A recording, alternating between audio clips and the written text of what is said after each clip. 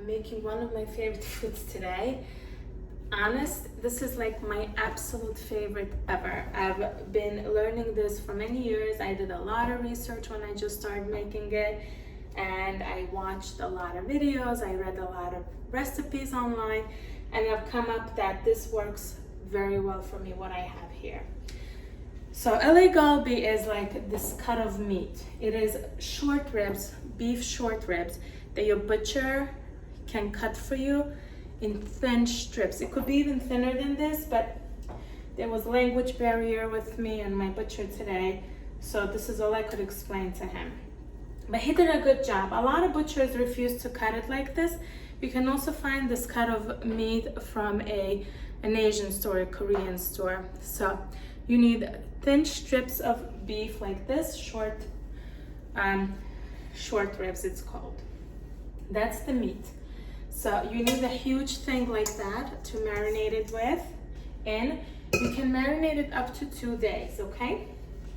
You need these pears, these Asian pears, 1 or 2, depending on the side, and you also need a large onion. So we're gonna cut that up. I don't even take the skin off. It's very, very hot in my kitchen, so I'm breathing really heavy today. It's super hot, and my AC is like at 62, but it's still hot. So 1 pear. I'm gonna put 1 more because I like the marination to be a lot. I make these short ribs so often. Even my kids eat it. Not a lot, but they eat it. My daughter eats it. My son is a whole lot of different story. Okay, that's the pear. Now the onion. The pear and the onion will just work. The enzymes in these will work to break up the meat and soften it. So when you actually barbecue the meat, and by barbecue I mean you can make it in a skillet inside, or you can throw it on your barbecue outside. The meat is gonna be so soft and tender because you're marinating it in all of the stuff. Before I start the marinade, I'm going to just place my meat on the bottom here because I'm gonna do layer by layer. I'll do the bottom layer just like that, and then we'll put marination on top of this, and then we'll do it again. Now let's start. I have half a cup of soy sauce here. I'm gonna add it right in. This is Chinese cooking wine. It's like rice cooking wine. I'm gonna put half a cup of that. All right, you know what? I'm actually gonna put all of this because I don't feel like storing this again. It's fine. I'm going to put mirin. Mine is non-alcoholic, but you can put the alcoholic one and skip the cooking wine.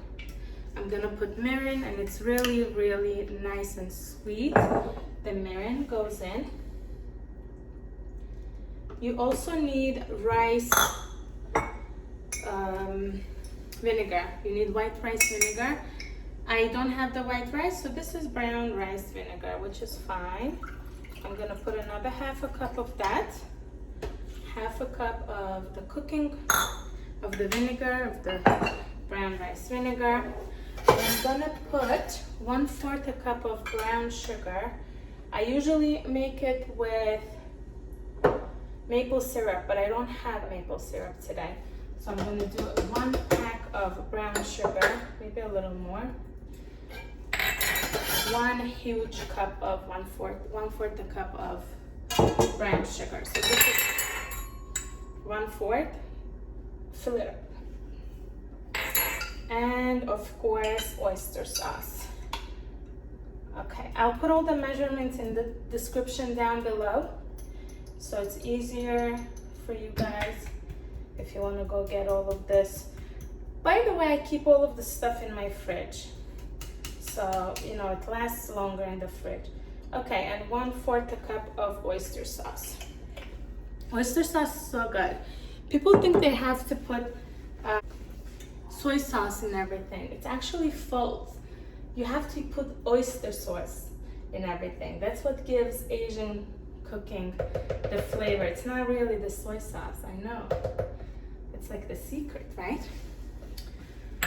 Alrighty, let me wash my hands.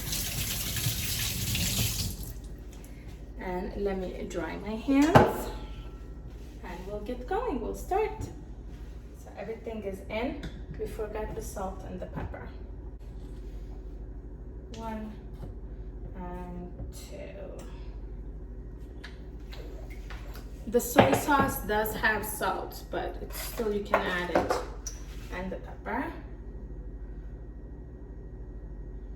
Good, lots of pepper. And I am sure you don't want to hear the blender going, so just blend everything until it is a complete liquid for you, homogeneous liquid that is brown in color. I think it's good. It's done.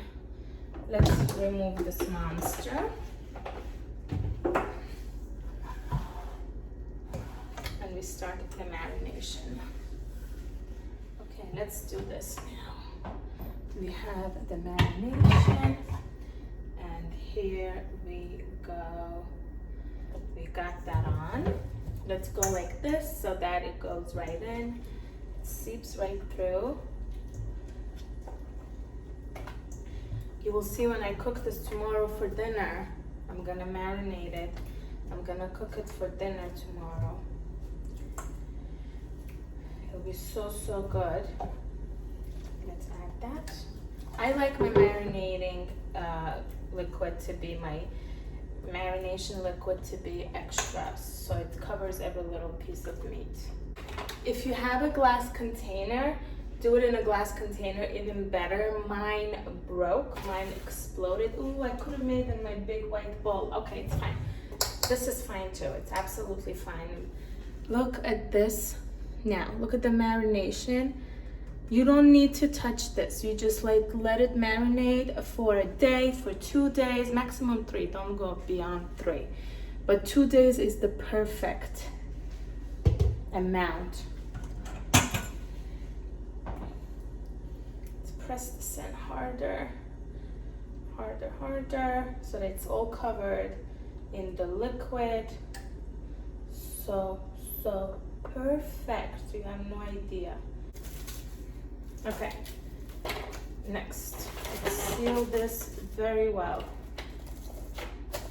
Seal it very, very well.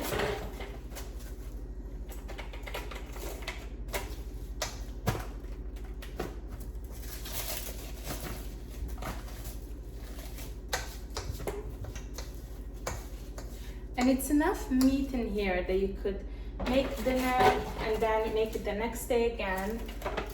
So, I mean, I bought a lot more, but I put in the freezer. So I'm not making all of it today. This is more than enough. Bye-bye. See you tomorrow. It's been exactly 48 hours, 2 days since I marinated the LA Galbi. I haven't seen it. I haven't looked at it yet. Oh my God. So good. This is gonna be so moist and tender and delicious. Let's go and grill it outside.